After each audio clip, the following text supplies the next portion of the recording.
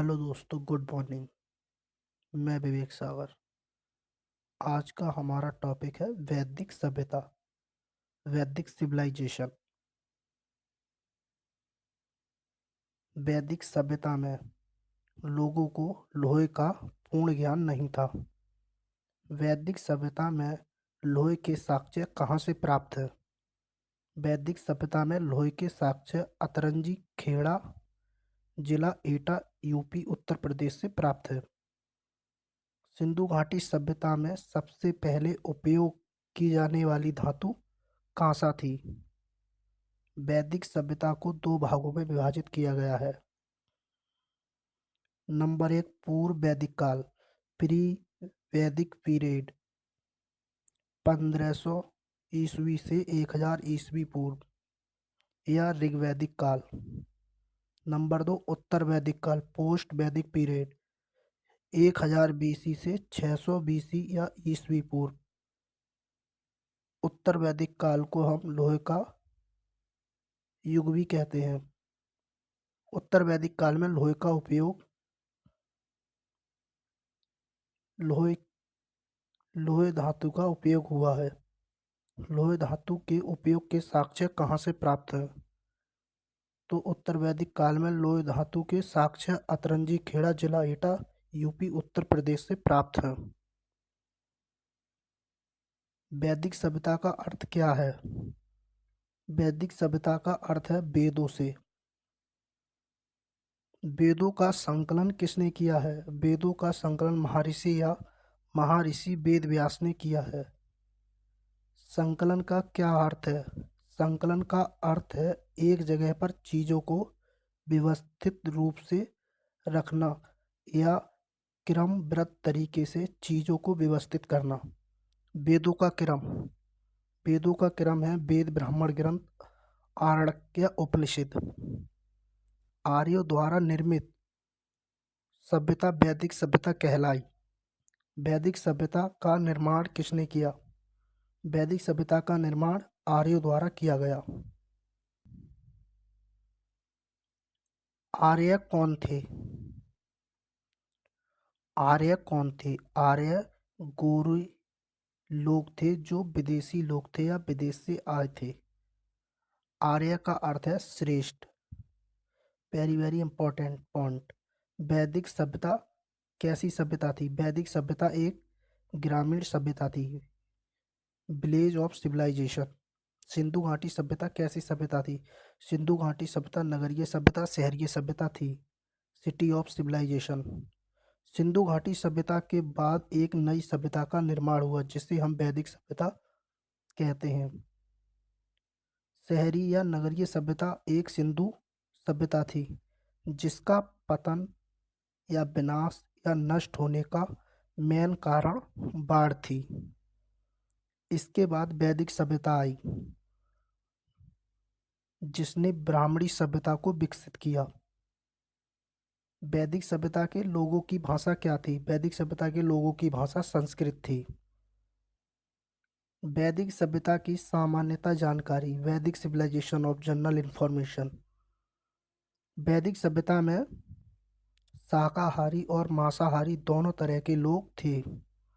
सामान्यतः मकानों का निर्माण कच्ची ईंटों से हुआ था। वैदिक सभ्यता एक ग्रामीण सभ्यता थी। वैदिक सभ्यता में लोगों को 4 वर्गों में विभाजित किया गया। नंबर 1, पुरोहित। नंबर 2, योद्धा। नंबर 3, व्यापारी। नंबर 4, श्रमिक। पुरोहित वर्ग में राजा महाराजा लोग आते थे। योद्धा वर्ग में क्षत्रिय या वीर लोग आते थे।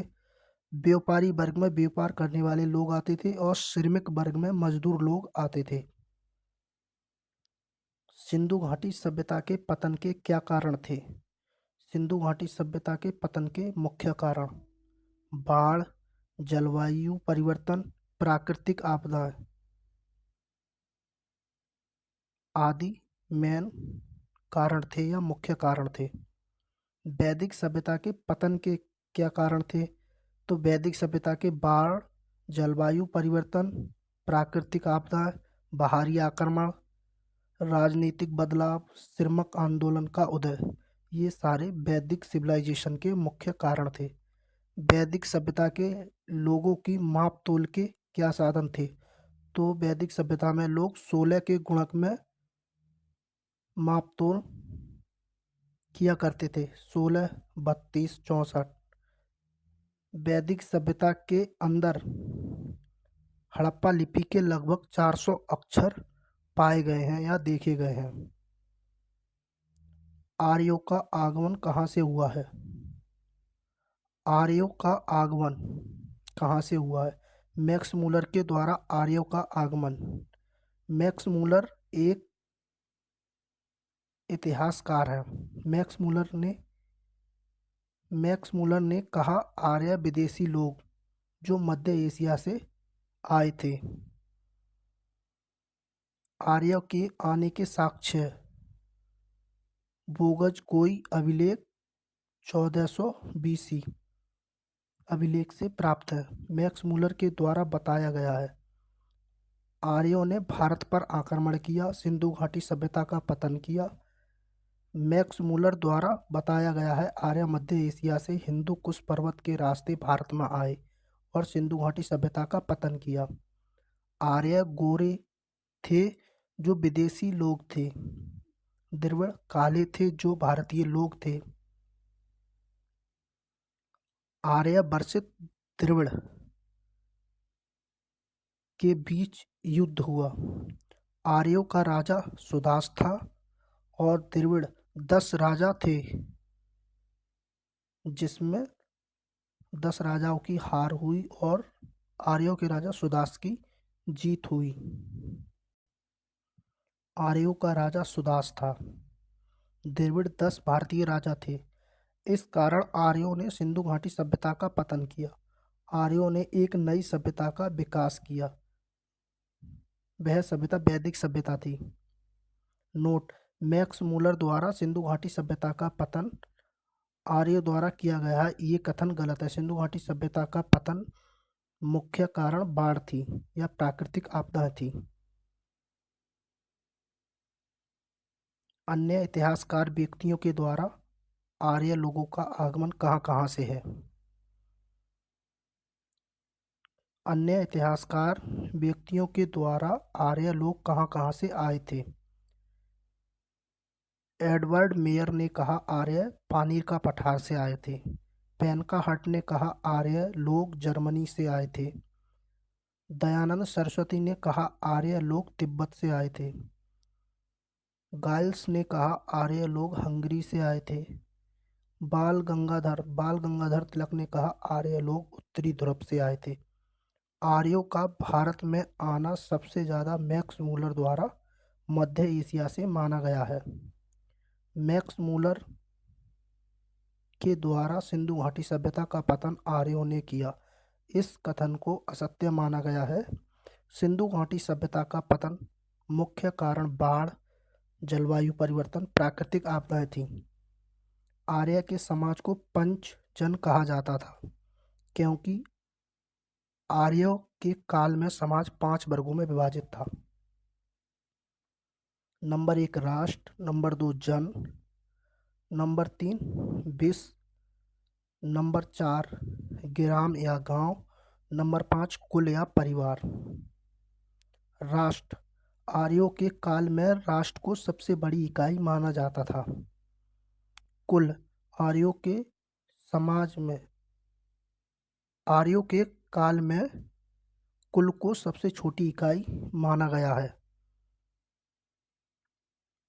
आर्यों के काल में समाज का विभाजन: नंबर 1 राष्ट्र, नंबर 2 जन, नंबर 3 विश्व, नंबर 4 ग्राम या गांव, नंबर 5 कुल परिवार। ये सबसे छोटी इकाई थी और राष्ट्र सबसे बड़ी इकाई थी। आज वर्तमान में समाज का विभाजन। आज के दौर में वर्तमान में समाज का विभाजन: सबसे पहले राष्ट्र नेशन, उसके बाद राज्य स्टेट, उसके बाद जिला डिस्ट्रिक्ट, जिला में हमारा तहसील, तहसील में विकासखंड ब्लॉक, विकासखंड में गांव विलेज और गांव में परिवार, परिवार में फैमिली। आज के दौर में यही हमारे राष्ट्र का विभाजन है। कुछ शब्दावली जो आर्यों द्वारा उपयोग या यूज की जाती थी या बोलते थे। खाद्य पदार्थों को वो करहब बोलते थे। या वांगू को जौ का दलिया बोलते थे। यब को जौ बोलते थे। धनब या धंत को मरुस्थल बोलते थे। बप्ता बप्ता होता था नाई, बाल काटने वाला। अघन्या गाय, ना मारे जाने वाला पशु और पूजनीय पशु। आर्यों की भाषा संस्कृत थी। परावत, परावत समुद्र को कहते थे। वैकनट, सूदखोर जो ब्याज पर पैसे देते थे। उर्वरा कहते थे कृषि भूमि को, ऐसी भूमि जिसमें फसल उगाई जा सके। सोमरस, पवित्र पेय पदार्थ, मदिरा शराब। वस्त्र, सूती, ऊनी, मृगचर्म, हिरन की चर्बी से बने वस्त्र का यूज करते थे। लागल, लागल हल को कहते थे। ब्रक बैल को कहते थे। सीता हल से बनी नालियां। करिस, करिस को गोबर की खाद बोलते थे। परजय, परजन्य, परजन्य, पर्जन्य बादल को कहते थे। आर्य वैदिक काल में गाय को संपत्ति मानते थे। गाय के लिए आर्य युद्ध करते थे क्योंकि गाय हमें पीने के लिए दूध देती है, इसलिए आर्य गाय की पूजा करते थे। सिंधु घाटी सभ्यता में वस्त्रों का उपयोग, सूती और ऊनी वस्त्रों का उपयोग हुआ है। वैदिक सभ्यता में वस्त्रों का उपयोग सूनी वैदिक सभ्यता में वस्त्रों का उपयोग सूती, ऊनी, मृगचर्म, पशु की चर्बी से बने वस्त्रों का यूज करते थे वैदिक सभ्यता के लोग, और सिंधु घाटी सभ्यता के लोग केवल सूती और ऊनी वस्त्रों का यूज करते थे। ऋग्वैदिक कालीन नदियों के नाम। नदी, न्यू नेम और ओल्ड नेम। ब्यास नदी को बिपाशा कहते थे। सतलज को सुतुद्री कहते थे। कुरम, कुरम को कुरमु कहते थे। काबुल को कुंभा कहते थे। सिंधु को सिंध, हिरव या हिरण्य कहते थे। झेलम को वितस्ता कहते थे। वितत्सा कहते थे। सुबात को सुबस्तु कहते थे। चिनाब को आस्कड़ी कहते थे। गंडक को सदा नीरा कहते थे। घग्गर को दृशदती कहते थे। रावी को प्रूसड़ी कहते थे। गोमती को गोमल कहते थे। दृशदती सरस्वती दृशदती सरस्वती या नदीतमा, देवीतमा, मातेतमा, ये सबसे पवित्र नदी थी जो अब विलुप्त हो गई है, जो आज के समय में नहीं बहती है।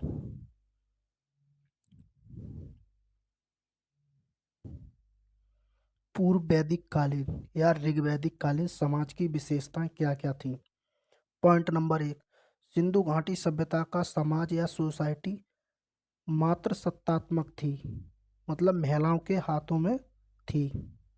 पॉइंट नंबर 2, वैदिक सभ्यता का समाज सोसाइटी पितृसत्तात्मक था, मतलब पुरुष के हाथों में था। पॉइंट नंबर 3, सिंधु घाटी सभ्यता का प्रमुख देवता पशुपति थे। पॉइंट नंबर 4, पूर्व वैदिक या ऋग्वैदिक काल का प्रमुख देवता इंद्रदेव या वर्षा के देवता थे। पॉइंट नंबर 5, उत्तर वैदिक काल का प्रमुख देवता प्रजापति था। पॉइंट नंबर 6, वैदिक सभ्यता के प्रमुख देवता इंद्र और प्रजापति थे। ऋग्वैदिक कालीन या पूर्व वैदिक कालीन समाज की विशेषताएं। Features of Rigvedic period. समाज सोसाइटी पितृसत्तात्मक थी। प्रमुख देवता इंद्र वर्षा के देवता थे। प्रमुख देवता इंद्र, वर्षा के देवता थे। इंद्र देवता होने के साक्ष्य कहाँ से प्राप्त है? बोगज कोई अभिलेख कहाँ से मिला है? बोगज कोई अभिलेख में प्राप्त है, और ये बोगज कोई अभिलेख हमें तुर्की देश से मिला है। और दूसरा अभिलेख है कस्सी अभिलेख, जो ईरान से मिला है। नंबर 3, ऋग्वैदिक कालीन के लोग भक्षी खाने में क्या खाते थे? तो शाकाहारी और मांसाहारी दोनों तरह के लोग थे। ऋग्वैदिक काल में बाल विवाह चाइल्ड मैरिज नहीं होता था। विधवा विवाह विधु मैरिज को पुनः मान्यता थी। पर्दा प्रथा पर्दा सिस्टम नहीं था। सती प्रथा सती सिस्टम नहीं था। जाति प्रथा कास्ट सिस्टम नहीं था। जातिवाद नहीं था। मॉडर्न हिस्ट्री आधुनिक इतिहास में शारदा एक्ट अधिनियम के अनुसार विवाह की आयु निश्चित की गई। लड़का बॉय की आयु शारदा एक्ट के अनुसार लड़का की आयु 18 वर्ष थी और लड़की की आयु 14 वर्ष थी। और वर्तमान में लड़का की आयु 21 वर्ष और लड़की की आयु 18 वर्ष है शादी के लिए। शारदा एक्ट के अनुसार लड़का की आयु 18 वर्ष और लड़की की आयु 14 वर्ष थी। और आज के दौर वर्तमान में लड़के की आयु 21 वर्ष है और लड़की की आयु 18 वर्ष। विवाह मैरिज दो प्रकार से होता था। नंबर 1, अंतरजातीय विवाह इंटरकास्ट मैरिज, इसको प्रेम विवाह भी कहते हैं। नंबर 2, नियोग प्रथा नियोग सिस्टम। नियोग प्रथा का अर्थ है जब पुरुष के पास बच्चा पैदा करने की क्षमता नहीं होती थी, तब उसकी पत्नी अपने पति की आज्ञा के अनुसार दूसरे पुरुष से संबंध बनाती थी अपने वंश को आगे बढ़ाने के लिए। इसे ही नियोग प्रथा कहते हैं। विवाह के दो प्रकार, 2 टाइप्स ऑफ मैरिज। नंबर 1, अनुलोम विवाह। अनुलोम विवाह में लड़का उच्च वर्ग व्यक्ति से विवाह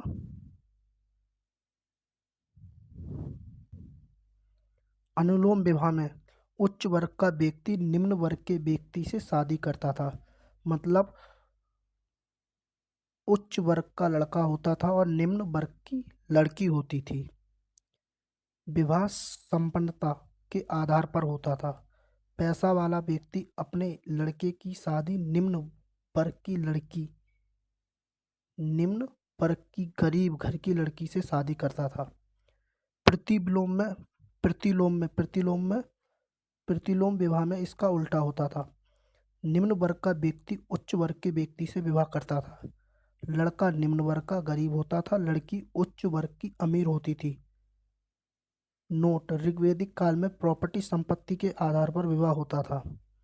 no caste marriage, only property के आधार पर विवाह होता था, संपत्ति के आधार पर विवाह होता था उच्च वर्ग और निम्न वर्ग में। सबसे पुराना या प्राचीन वेद कौन सा है? ऋग्वेद है। वैदिक सभ्यता की उत्पत्ति किसके द्वारा हुई है? आर्यों के द्वारा हुई है। वैदिक सभ्यता, जिस समय वेद लिखे गए उस समय को वैदिक साहित्य कहते हैं। वैदिक साहित्य किसे कहते हैं? जिस समय वेद लिखे गए उस समय को वैदिक साहित्य कहते हैं।